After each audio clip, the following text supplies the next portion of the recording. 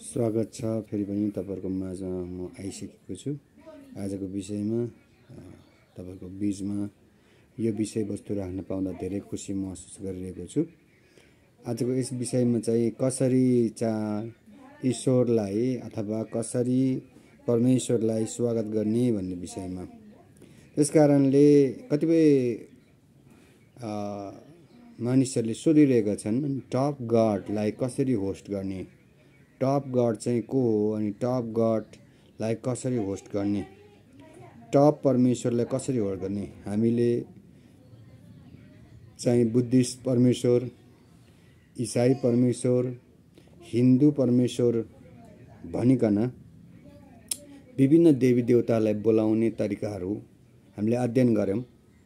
त त्यहाँनेर विभिन्न सप्ताहहरू, विभिन्न यज्ञहरू, विभिन्न पूजा अर्चनाका कार्यक्रमहरू हामीले अवलोकन गर्यौं।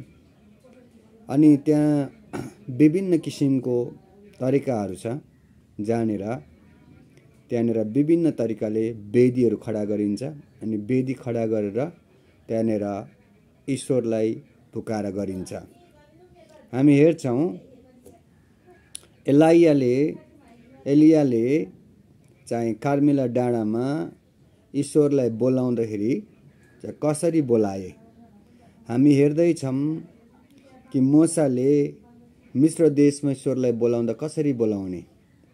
त यहाँनेर तपाईहरुले बुझ्नुपर्ने कुरा चाहिँ के हो भने ईश्वर कुनै किसिमको मठ, मन्दिर, कुनै किसिमको भूगोलमा पर्टिकुलर भूगोलमा बसोबास गर्नुहुन्न।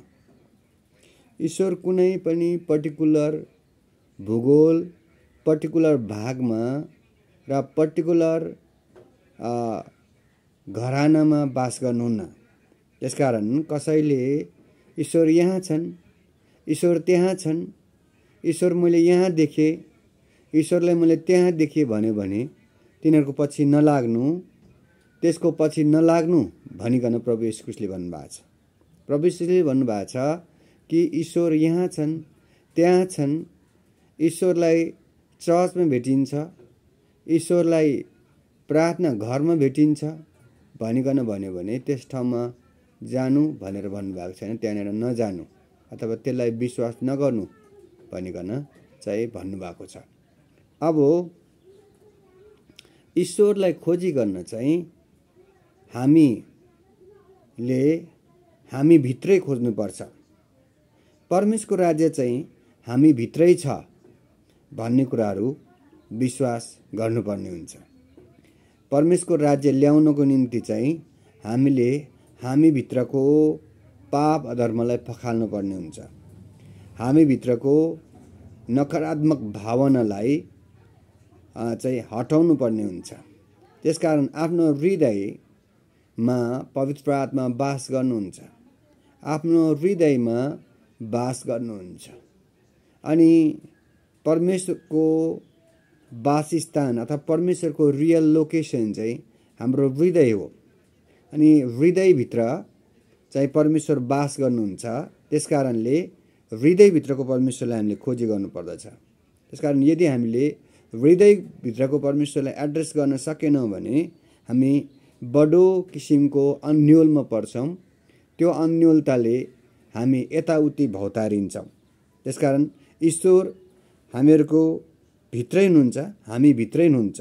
त्यसको मतलब हामीले ईश्वरलाई खोजी गर्न हामी भित्रै खोजी गर्नुपर्दछ।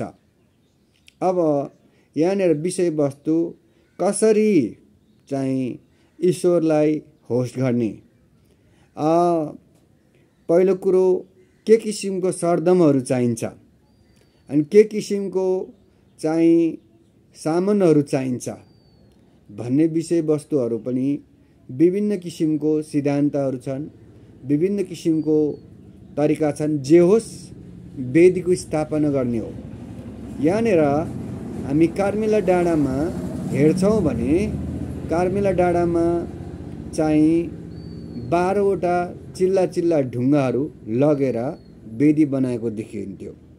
त्यो 12ले चाहिँ वास्तवमै 12 कुललाई रिप्रेजेन्ट गरिरहेको थियो। त्यो 12ले चाहिँ कम्प्लिट नम्बरलाई चाहिँ रिप्रेजेन्ट गरिरहेको थियो। त्यो 12ले चाहिँ वेदी पूर्ण भएको कुरालाई चाहिँ रिप्रेजेन्ट गरिरहेको थियो। त्यस कारणले त्यो 12वटा वेदी 12वटा ढुङ्गाहरू चाहिँ परमेश्वरलाई स्वागत गर्ने एन्जल्सहरू हुन सक्थ्यो। परमेश्वरलाई स्वागत गर्ने एन्जल्सहरू हुन सक्थ्यो।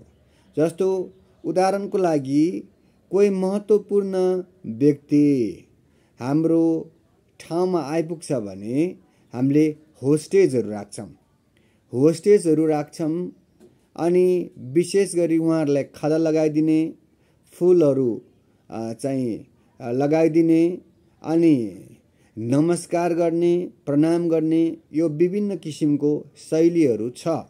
जस कारणले त्यो व्यक्ति त्यहाँनिर उपस्थित हृदयबाटै हुन सकोस्।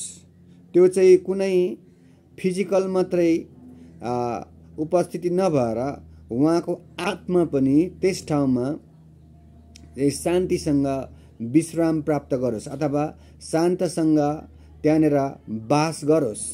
त्यसै कारणले यदि हामीले स्वागत गर्ने पाहुनालाई सही प्रकारले स्वागत गरेन भने त्यहाँनिर उहाँको भौतिक उपस्थिति भए तापनि उहाँलाई त्यहाँनिरको माहौल अनुसारको त्यहाँको अतिथि भएर आउनु हुँदाखेरि त्यो ठाउँमा चाहिँ आफ्नो मन खुसी नहुन सक्छ। त्यसै ढङ्गले आज हामीले प्रयोग गरेको सरदमहरू के चिजहरू छन्। यदि हामी कोही पाहुनालाई बोलाउँछौँ तर उहाँ बोलाउनु भन्दा अगाडि त्यो पाहुनाको चाहिँ प्रतिरूप बनाइकन एउटा चेयरमा आसन ग्रहण गराउँछौँ भने त्यो चाहिँ मुनासिब भएन। त्यसकारण किनभने त्यो व्यक्ति अथवा त्यसले जुन प्रकारको प्रतिमूर्ति बनाएर त्यो ठाउँमा स्थापना गर्यो औ त्यो प्रतिमूर्ति बनाएर स्थापना गरेको ठाउँमा चाहिँ त्यहाँ ईश्वर बास गर्न सक्नुहुन्न। ईश्वर बास गर्नको निम्ति चाहिँ त्यहाँ भएको उहाँलाई रिप्लेस गर्ने चिज अथवा उहाँलाई डिस्ट्र्याक्ट गर्ने चिज जसलाई हामी मूर्ति भन्छौँ त्यो मूर्तिलाई हटाउनु पर्यो। त्यसकारण हामीसँग चाहिँ त्यहाँनिर वेदीको महत्त्वपूर्ण तरिका, यदि हामीले ईश्वरलाई हाम्रो वेदीमा बोलाउन चाहन्छौँ भने त्यो वेदीमा मूर्ति राखिनु हुँदैन।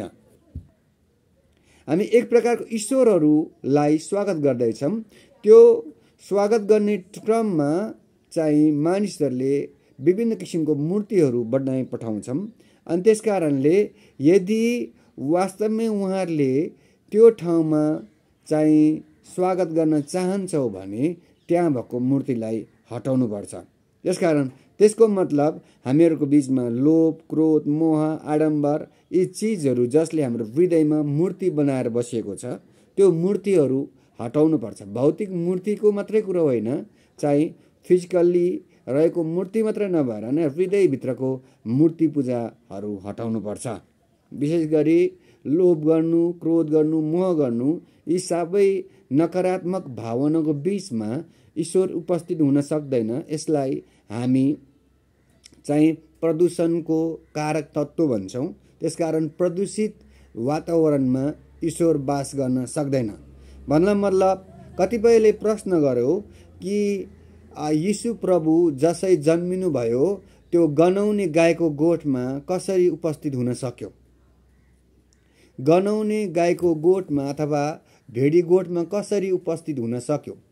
त त्यहाँनिर यहुदीहरूले अथवा गोठालोहरूले अथवा योसेफ र मरियमले परमेश्वरलाई स्वागत गर्यो। त्यो स्वागत गरेको स्थान चाहिँ बेथलेम थियो। बेथलेमको एउटा गाईको गोठ थियो।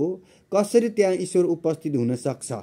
किनभने त्यो ठाउँ सफा थिएन, दुर्गन्धित थियो, अथवा त्यहाँनिर पशु प्राणीको चाहिँ मलमूत्रहरू थियो। त्यसकारणले एक प्रकारको किसिमको खराब वातावरणको बिचमा कसरी उपस्थित हुन सक्छ भन्ने विषयमा हामी मत्ती 5 अध्यायमा पढ्दा क्लियर हुन्छ कि त्यहाँनिर ब्युटिट्युड्स ब्युटिट्युड्सको बारेमा किङडम ब्युटिट्युड्सको बारेमा लेखिएको छ।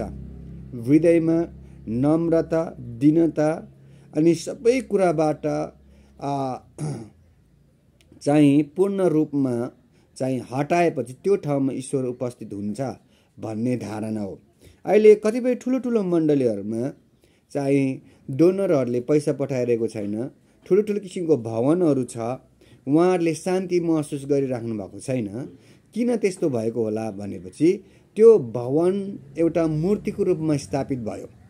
यद्यपि त्यो भवनभित्र कुनै जिजस क्राइस्टको मूर्ति बनाइएन अथवा कुनै किसिमको प्रतिरूप बनाएन, तथापि त्यो भवनै उहाँहरूको चाहिँ गडलाई डिस्प्लेस गर्ने एक प्रकारको मूर्तिको रूपमा स्थापित भएको कारणले आज मानिसहरू कसरी नम्रतामा गएर फेरि विश्वासीहरूलाई चाहिँ छाप्रोबासमा अथवा फर्काएर सानो किसिमको ट्रस्ट र तहडामा फर्काएर परमेश्वरलाई स्वागत गर्ने भन्ने विषयमा ध्यान केन्द्रित गरिरहेका छन्। नेपालको धेरै जस्तो पपुलर पास्टरहरूको विचारमा चाहिँ ठुलो ठुलो बिल्डिङ्स हाउजेसहरू बनाउँदा मानिसहरू लोभ, क्रोध, मोह, डाह र ईर्ष्याको भावनाहरू व्यक्त हुँदाखेरि साँचो रूपमा ईश्वरीय चाहिँ सामिप्यमा जान नसकेको कुराहरू उहाँहरूको विचारमा छ। तसर्थ आज मण्डलीभित्र कलेक्सन भएको रकमहरू, मण्डलीभित्र भएको कुराहरू साँच्चै नै मल्टिट्युडमा सुनाउँदा आजको आम्दानी 3 लाख भयो, साप्ताहिक भेटी 6 लाख भयो भनिकन यस प्रकारले रुपैयाँको चर्चा गरिरहँदा त्यहाँ मानिसको हृदयमा पापहरू जन्मिन सक्छ। तसर्थ रुपैयाँ भेटीहरू लिखित भन्दा नि पुजारीले चाहिँ नि स्पष्ट रूपमा चाहिँ राख्नुपर्ने कुराहरू छ। त्यसकारण पुजारीले गोप्य रूपमा राखिकन सही ठाउँमा सदुपयोग गर्नुपर्ने कुराहरू हो।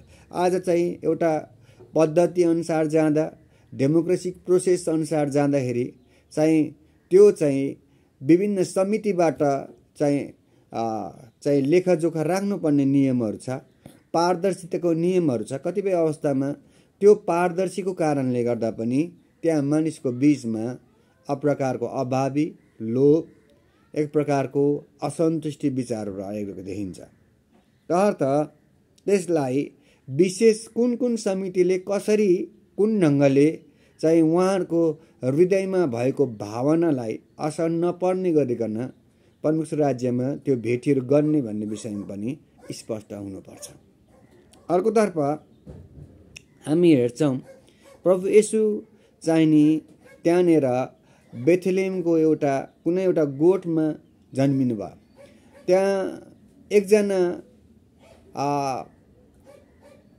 जोसेफ नामको एउटा फादर हुनुहुन्छ, धर्मगुरु। उहाँको जीवनीलाई हामी हेर्छौँ भने फादर जोसेफलाई वास्तवमा मण्डलीभित्र, चर्चभित्र चाहिँ सेवकाई गर्न राखेको हुन्छ। उहाँलाई चाहिँ विशेष किसिमको चाहिँ पाठ अध्ययन गर्न राखेको हुन्छ। तर उहाँ त्यो भित्र बसेर त्यो मानिसहरूको बीचमा वास्तवमै ह्युमिलिएटेड लाइफ जिउरहनु भएको थियो। उहाँको चाहिँ एउटा क्यारेक्टरदेखि लिएर, उहाँको पर्फर्मेन्सदेखि लिएर, पर्सनालिटीदेखि लिएर सबै कुरामा मानिसहरू खिसी गरिरहेको, गिल्ला गरिरहेको कारणले त्यहाँनिर परमेश्वरको उपस्थिति हुन सक्दैन। त उहाँ चाहिँ अब गाईको त्यहाँनिर गोठमा, फार्म हाउसमा चाहिँ उहाँलाई सिफ्ट गरिन्छ। जसै उहाँ फार्म हाउसमा सिफ्ट गरिन्छ, उहाँ शान्त हुनुहुन्छ, एक्लै हुनुहुन्छ। अनि उहाँ चाहिँ भेडाहरूसँग कम्युनिकेट गर्दै आफ्नो भावनाहरू पोखाउनुहुन्छ अनि आफ्नो विचारहरू कदर गरेकोमा खुसी हुनुहुन्छ। अनि यसै ढङ्गले उहाँ प्रार्थना गर्दा लेभिटेसनको अथवा उड्ने अभिषेक प्राप्त गरेको, उड्ने अभिषेक अथवा उड्ने वरदान प्राप्त गरेको हामी देख्छौँ।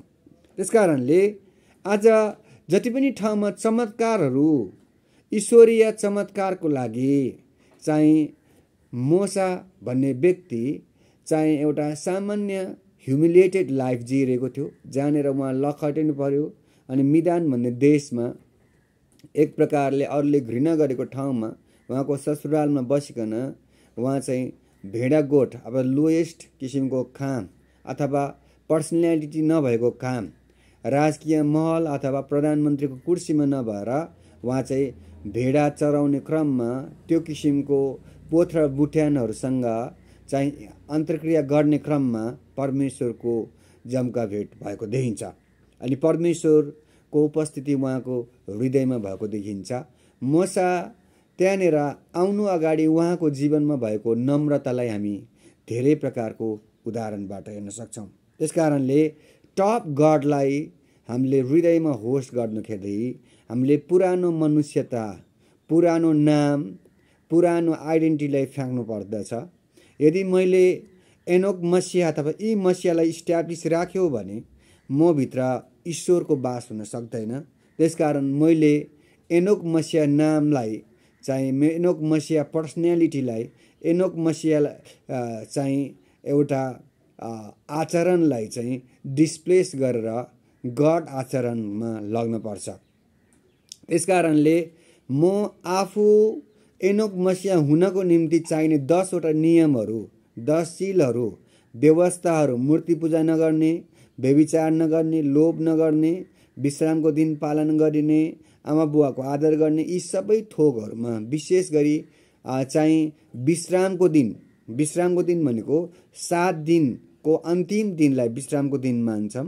त्यो दिनलाई चाहिँ ईश्वरलाई होस्ट गर्ने, स्वागत गर्ने दिन भएको कारणले त्यो दिन चाहिँ कामहरू, अन्य किसिमको कामहरू भन्दा बढी आराधनामा बस्नुपर्ने कुराहरू छ भने अर्को 1 नम्बर कुरा आफ्नो ईश्वर परमेश्वरको कुनै पनि प्रतिरूप नबनाइकन अथवा पूजा नगरिकन स्वतन्त्र रूपमा चाहिँ तपाईँ नै सृष्टिकर्ता भनी ढोक्दा मात्रै उहाँलाई स्वागत हुने भएको कारणले पहिलो कुरा मूर्ति हटाउनु पर्ने, दोस्रो कुरा विश्रामको दिन पवित्र मान्नुपर्ने कुराहरू छ भने तपाईँले चर्चमा, भवनमा, जुनसुकै ठाउँमा परमेश्वरको स्वागत गर्न सक्ने, परमेश्वरलाई स्वागत गरिकन चिन्ह, चमत्कार, आश्चर्यकर्म र घोषणाहरू गर्न सक्नुहुनेछ।